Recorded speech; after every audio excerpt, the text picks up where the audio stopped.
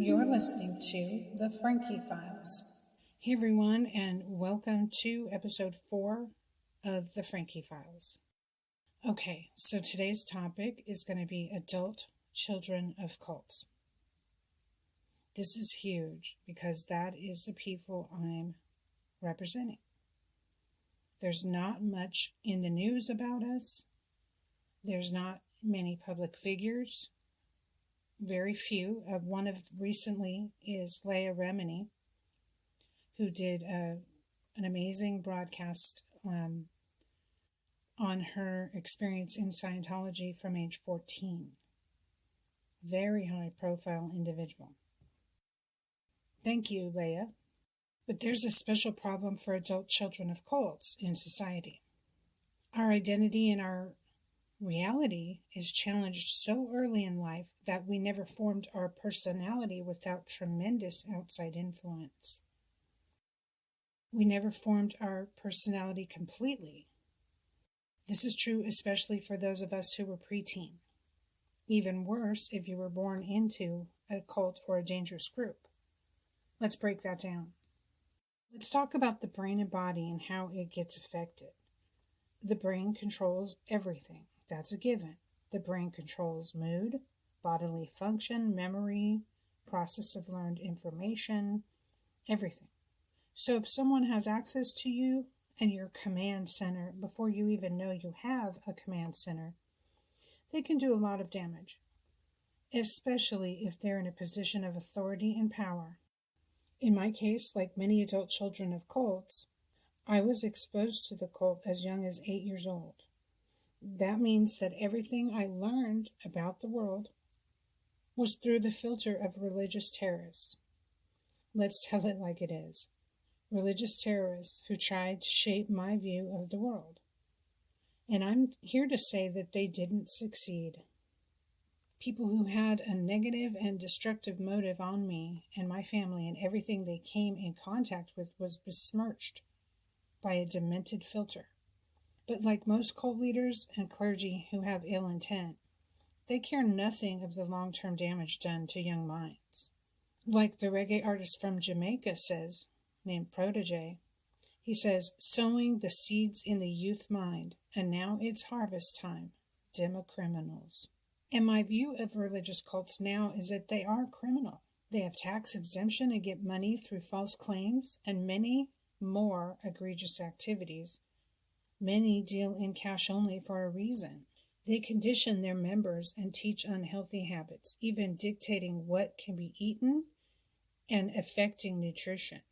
The cult I was in used cigarettes and coffee or tea in the long talking sessions. The excessive stimulation from those was overused, jacking up the nervous system to the maximum level, draining energy and health from its members. Chain smoking and caffeine can really affect your thinking. If you don't believe me, try it sometime. It's legal.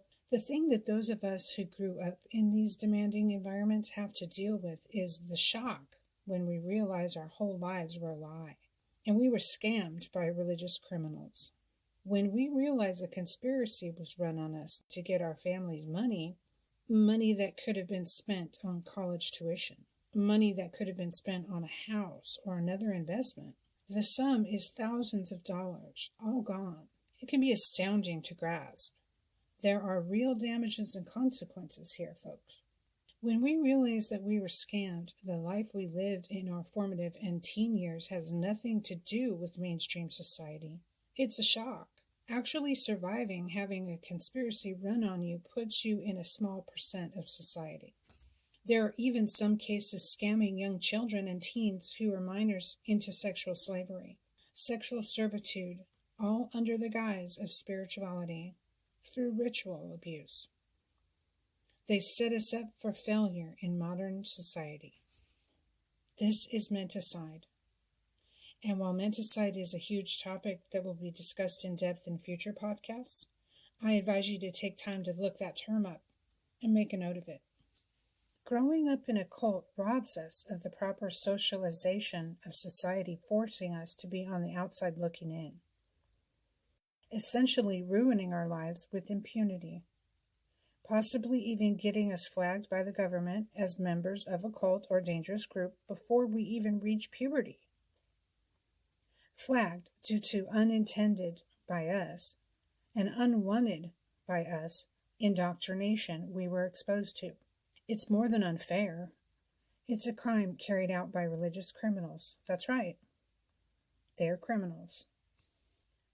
The thing is, I've discovered that most religious cults, dangerous groups, even police, military, and other groups begin attempting recruiting and trafficking at age 7 or 8, as we're forming our personalities in this world.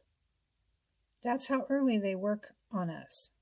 They need impressionable minds. Much easier for them. That's why the younger the better. That's the modus operandi for cults and dangerous groups. It's not a coincidence. It's known.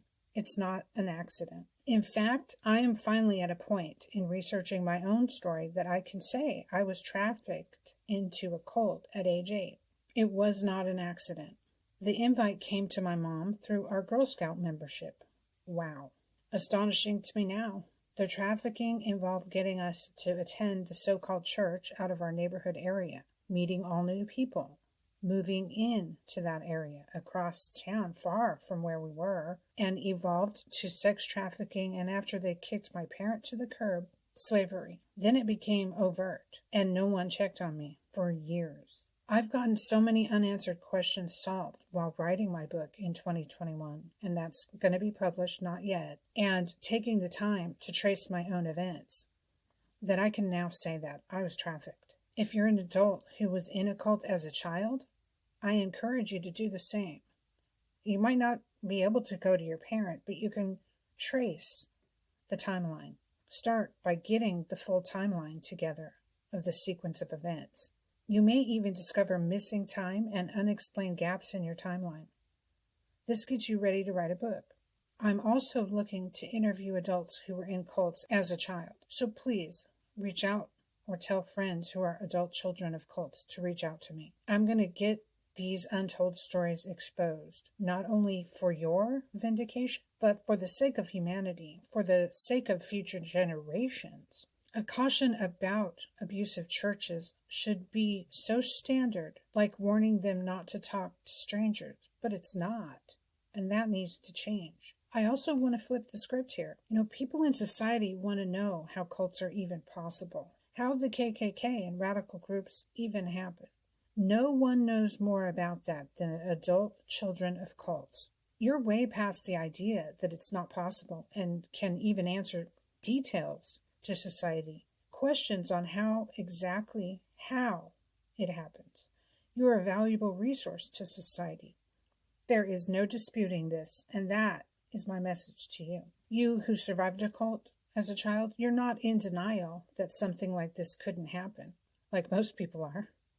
They're ready to be easily manipulated and recruited to be used for someone else's agenda. You already experienced that, and you survived. You're already wary of the harm man can do to its fellow mankind.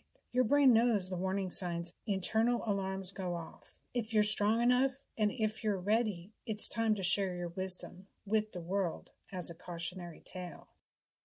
These conspiracies exist, and I'm not talking about theories. You have had a conspiracy actually run on you and your family. You're listening to The Frankie Files.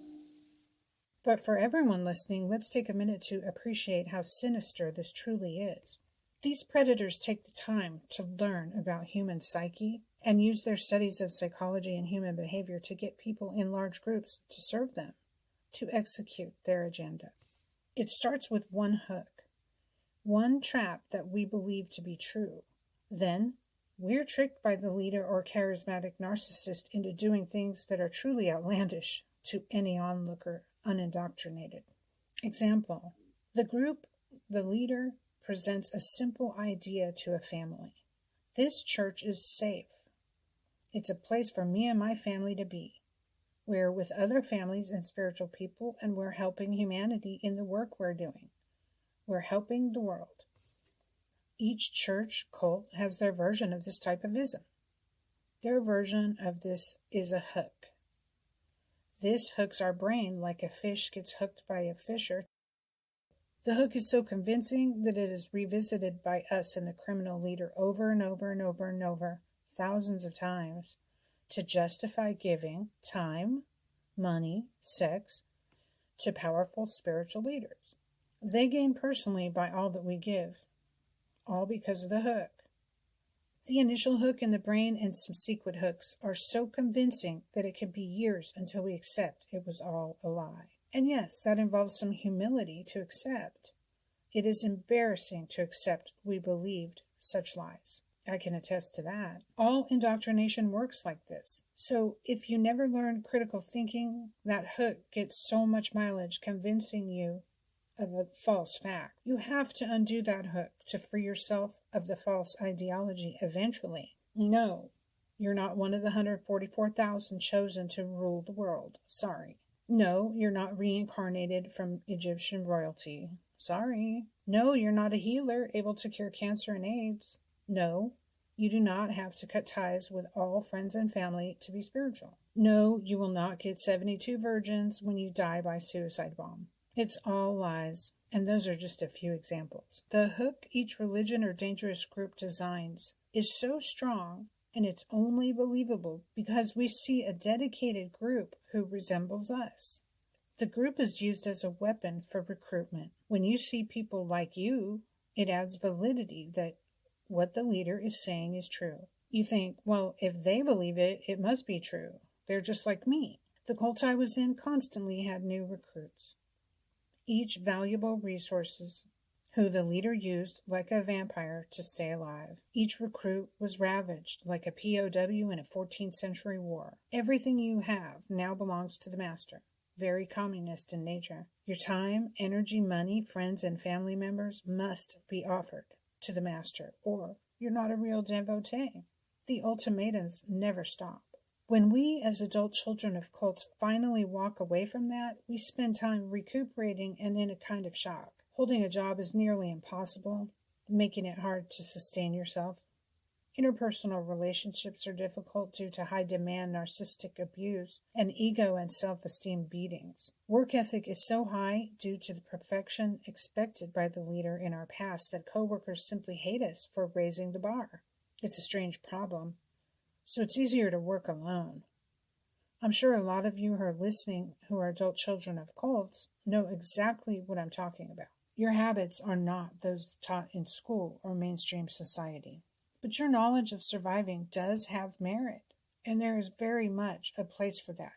Keep listening to where those places are as I work to step out into public speaking on these matters. Maybe we can even get a tour of ticketed speaking lectures going. I'll let you know.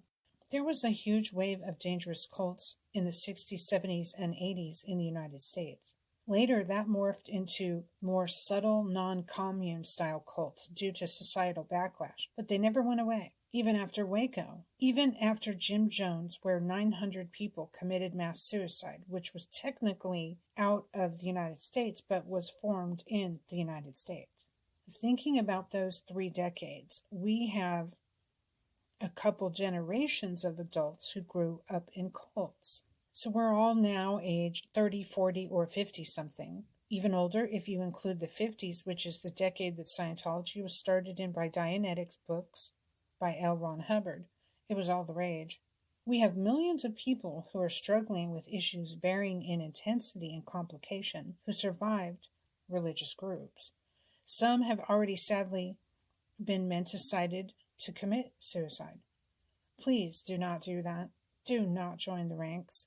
If you're ever feeling suicidal, call the National Suicide Prevention Lifeline at 800-273-8255. There is a place for you in this world. You can also send me a message to frankiefilespodcast@yahoo.com anytime.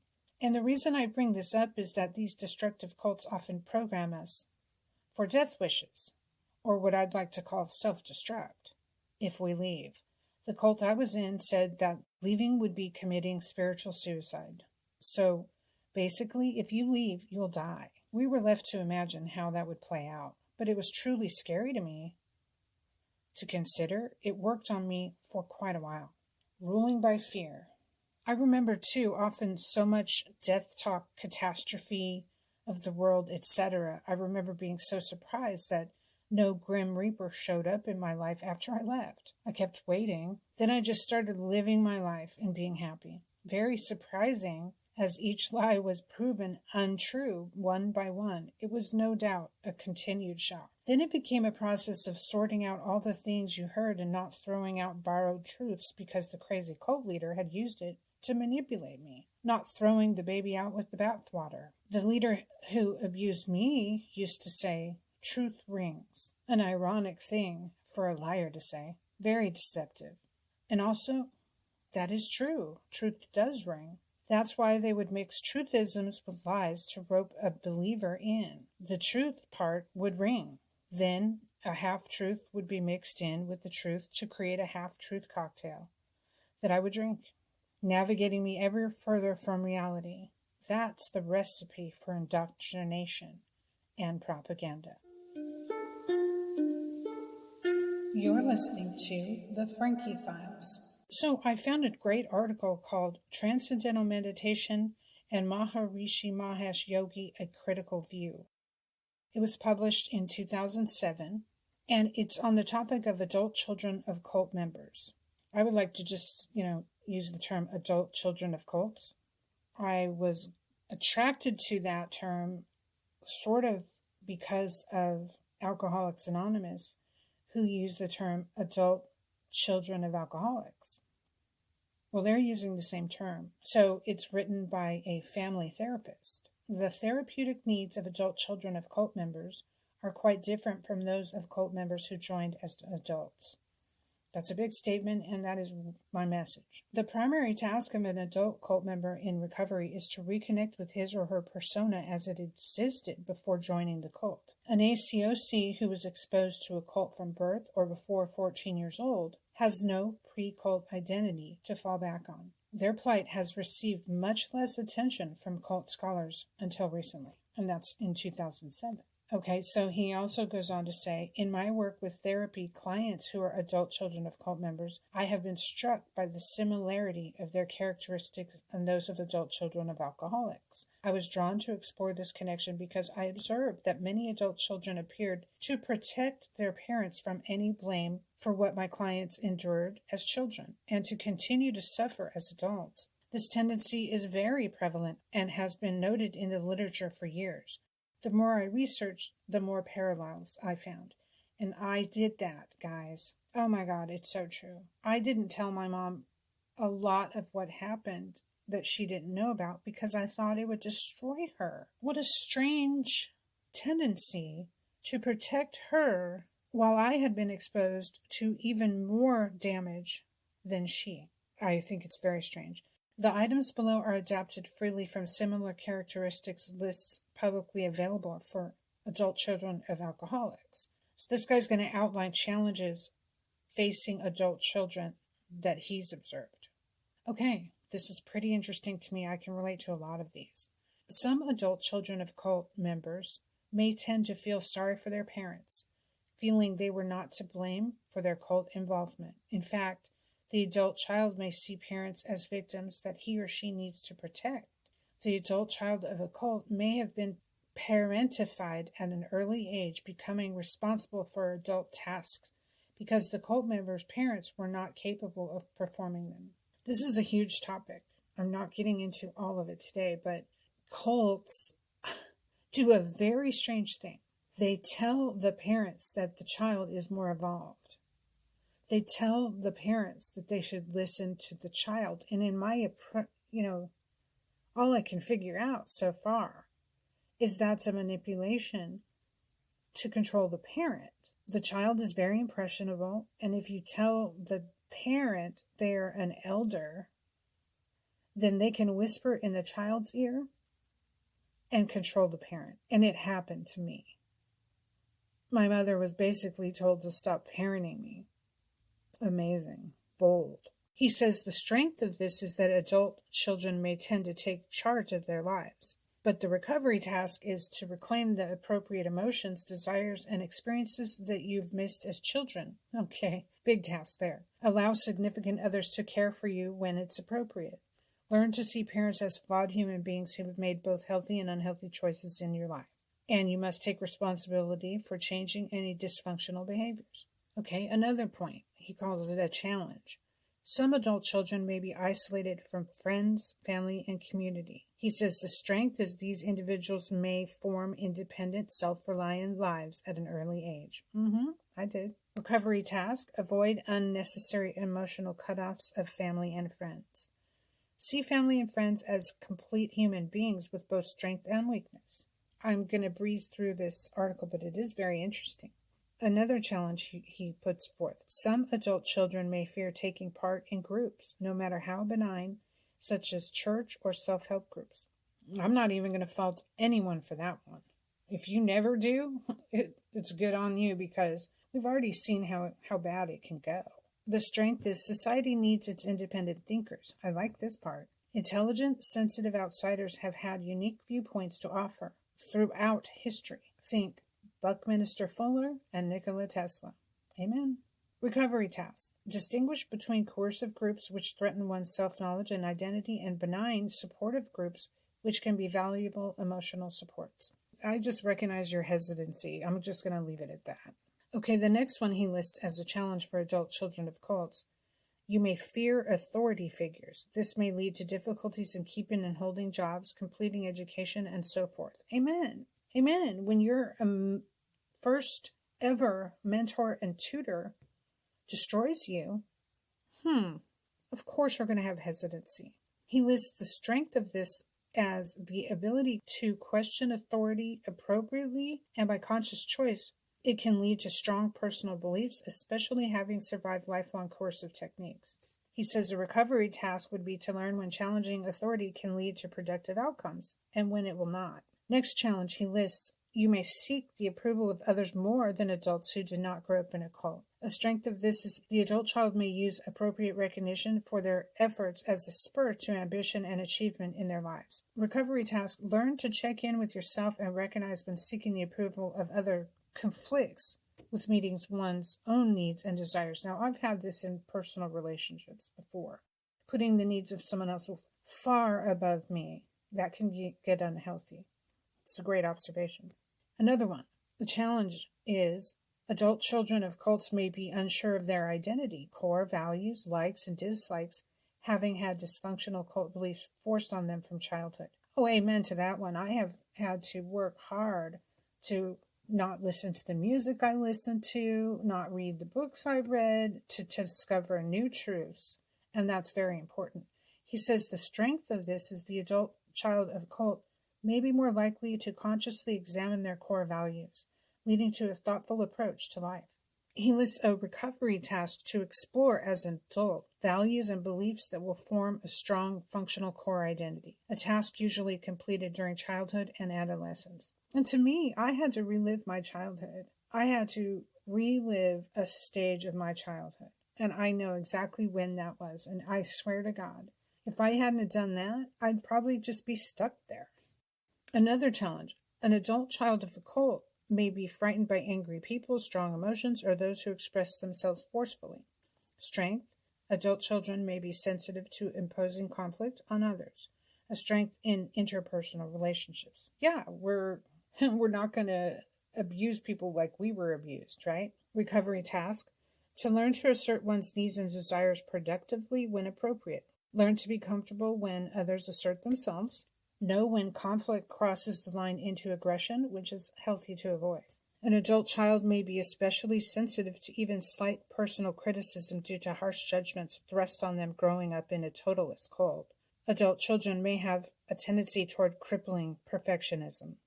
Strength: a quest for excellence can spur one to achieve great things.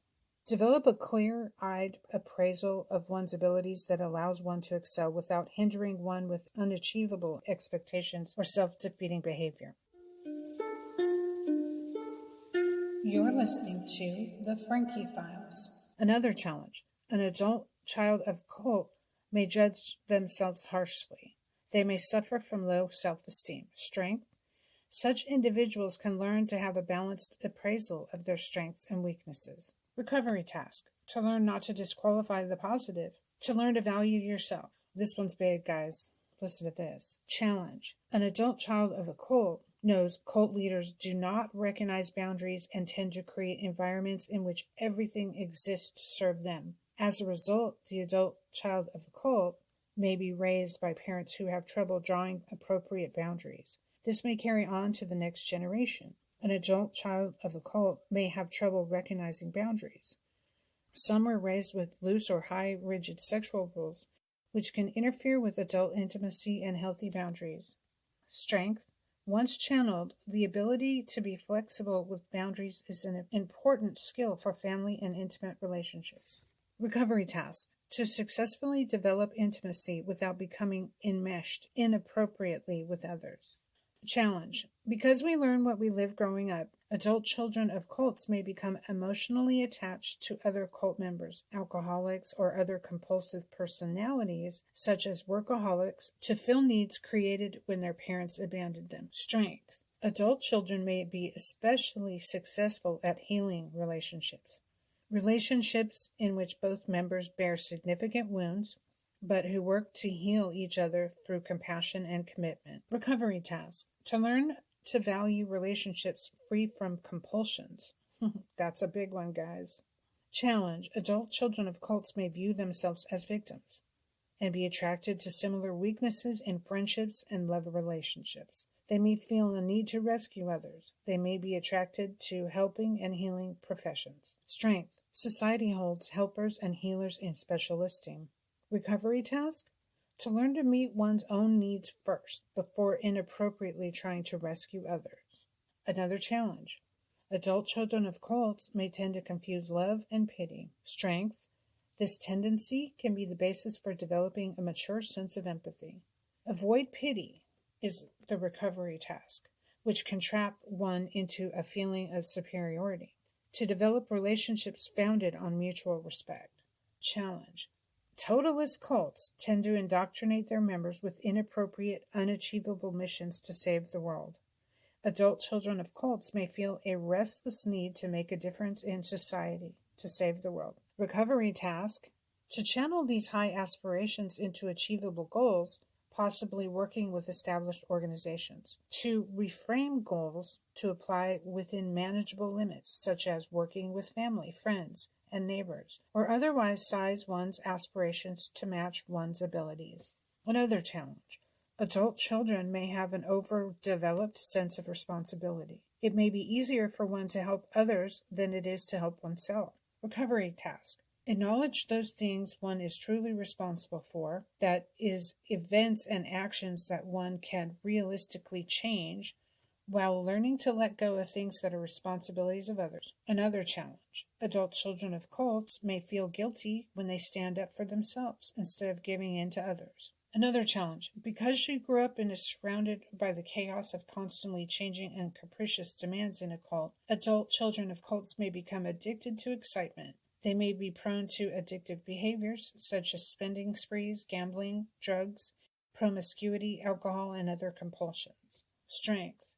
Many people who achieve greatness are driven by a desire to explore new places, ideas, and people. Channel the need for excitement into creative, not destructive force in one's life. Okay? Another challenge. Some adult children have strong needs for order and control in their lives because they were lacking in their childhoods. Strength. The ability to organize and prioritize can be important assets for success in life. Recovery. In the words of Reinhold Niebuhr's famous Serenity Prayer, accept with serenity the things that can't be changed, and the courage to change the things that should be changed, and the wisdom to distinguish the one from the other. Challenge. An adult children of a cult may not have developed social skills appropriate to living in mainstream culture, having only been exposed to non-traditional social mores within their cult. Strength. Like all visitors to a foreign land, adult children may, in time, develop a unique understanding of and sensitivity to social customs that others merely take for granted. Recovery. to consciously develop manners, attitudes, habits of their newly adopted culture, mainstream society. Challenge. Adult children of cults may have stuffed their feelings, particularly anger and abandonment, from their traumatic childhoods. Strong emotions that are ignored and unexpressed can lead to a host of psychological and physical ills in later life. Strength. The ability to compartmentalize when under conscious control can be an important survival technique in career, education, and family. Recovery, to learn to express feelings appropriately, productively, gracefully in or near the moment that they occur. Challenge, adult children may have lost or never developed the ability to feel or express their feelings because it hurts so much. They may live in denial or have nearly delusional beliefs about their lives, their abilities. Another challenge, adult children of cults may tend to be dependent on others and be unusually fearful of abandonment. They may suffer from a series of unstable love and friendship relationships. Their abandonment may spring from what it felt like to live in an unhealthy family with people who were never there for them emotionally. Adult children may feel extraordinary compassion from the emotional needs of others because of the extremes they experienced. Oh yeah. Recovery, learn emotional management strategies that allow adult children to fulfill more of their own needs. Another challenge, adult children of cults may tend to be reactors rather than actors in their own life. This may be due to the need to anticipate the chaotic emotions of parents and cult leaders to emotionally survive childhood. Recovery, learn to be self-centered rather than other-centered. Learn to recognize and express one's own needs, feelings, and values, while also truly valuing others. Challenge. Just as children of alcoholics experience alcoholism as a family disease, adult children of cults may continue to express the characteristics of cult members, even long after they have left their family's cult. Strength and recovery. Adult children may be in a unique position to consciously decide what cult-based values and beliefs they want to honor and which they should discard. This article is by John M. Knapp, Knapp, October 29th, 2007. And he had a lot of good information there. I hope you enjoyed today's broadcast, and I also hope that you are well. I look forward to bringing you more on cults, mind control, and sexual assault. Until next time, you're listening to The Frankie Files.